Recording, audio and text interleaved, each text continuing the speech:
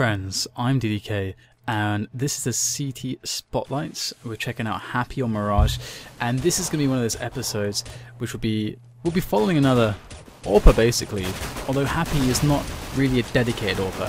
And I'm just showing this first round for the funsies because it's pretty glorious pistol work. But we're going to start to see after this round Happy bringing the AWP into play again as the secondary AWper, the guy who is going to be playing it safe. And he told me in chat that not being the main AWper of the team, of course, he just picks it up just right now just because that's kind of the habit that he's into at the moment and the thing that he likes to do at the moment. And so we're going to see him playing very, very static kind of roles and positions at either side. We'll see him doing this defensive, and of course you got to note that he was playing just really close to CT spawn there, letting the bomb go down in favor of being able to attack and coordinate with his teammates. So here we see him going for a retake, 1 versus 2, and the smoke goes down. He's got to get himself in straight away through that smoke before they really get time to set up, and you can see he caught Twist there. He was going for a bit of a peek and gets the wall bang, so that's something you guys can also try, that wallbang there onto the forest. So we're going to start seeing the AWP coming in from Happy now, and this is going to be one of the two kind of set ways he plays this secondary AWPing role. First, we're going to see shorts. He's going to go a bit aggressive, and he's going to have a crossfire with KQLY, the main AWPer, on connector. So this is a really nice crossfire, especially if you consider that Mirage is a map where middle control is very important, and the terrorists with the correct grenades, the correct smokes, should always be able to take mid, and a crossfire like this makes their life pretty hectic, especially if it's two great AWPers. And you can see that smoke going down in the balcony, but it's not really smoking anyone off, so this is kind of the power of this short connector style. Not only that, but having KQLY on connector playing with, I think it's Apex and Uzi, indeed it is, that's going to be making a much stronger defense on the A. We're going to see Happy taking down one of the players on short there before going down. But yeah, so that's one of the positions. We're going to see the second AWPing kind of role, as it were, over at A here now with Happy, and they do adjust the setup, as you can see. But was actually looking at the minimap, we see that Team Global, or LGB, they're going for a bit of a mid play, so not so much action here from Happy, but this is the glorious awesomeness, if you can even say it like that, of the AWP on A in this defensive position. He's got a fairly quick rotation time to kitchen, and he also can see connector and he can see short, so that's pretty damn awesome. And this is really safe and standard. Of course, you do need a proper setup across your entire team to really make sure that you can not have too many things to worry about. But of course, LDLC, this is the top level team, so they're going to have that. So Happy, we're going to see him going aggro again on short to get to that nice angle towards the ladder room.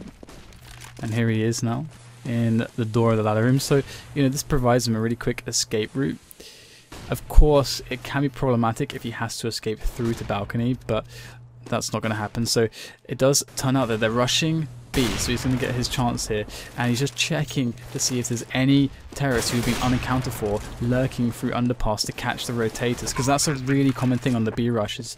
You get that one guy to stay in underpass, that kind of area, to flank the guys coming in through the connector to short. Happy, though, he waited for his teammate. He cannot go in with the AWP, so this is one of those situations where you just can't do anything with the AWP, and you just have to survive. You give it the try that you can, and you survive. Okay, so into the next round then.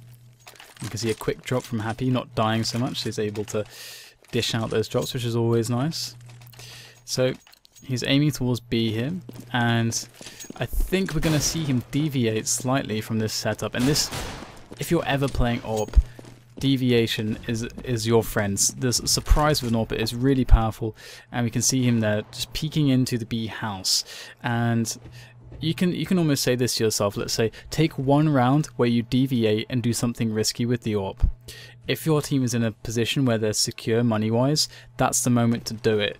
And we can see now Happy he might just find himself a kill, because on the minimap we can see there's actually 4 terrorists towards this angle. So let's see if Happy is able to get something. He does, and you see how he positioned himself right next to the window, immediately able to escape, gets a follow-up kill. There's a third guy there who's going to take him down, and you can make an argument that Happy should have retreated after that kill because he had teammates on the way and Crims was closing the distance, and Crims actually got a couple kills and almost got the bomb down there. So that almost turned into a disaster just because Happy didn't go for the sure thing. Of course, you know, you can always criticize every single play, and I would say the most correct thing in that situation is definitely to fall back and wait for your teammates. But again, we see the aggro short angle coming in from Happy, and it seems that mid, beyond that first kill, is now pretty empty. And of course, with this aggressive play, he's got such a quick support time, or sorry, rotation time to support the A bomb site. And look, there he goes in with some frags, but missing a couple shots as well, and his teammates went down so quickly and the trades weren't quite good enough that it's actually going to be probably fairly impossible. It's going to be one of those situations again where you kind of missed the beat, but he's got his teammate with him this time, and off of the back of his teammate's place, he's going to be able to push in behind him. Because you don't want to be the guy running in with the AWP. You want your teammate to bring out, and by the way, that wallbang, check that angle out.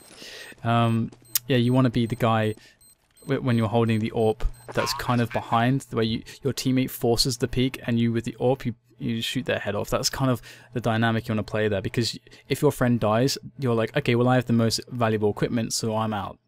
So there you go, guys. I hope you enjoyed this episode, and make sure to check out the previous one, subscribe if you like my content, and hit me up with some feedback. It's been a pleasure. See you next time.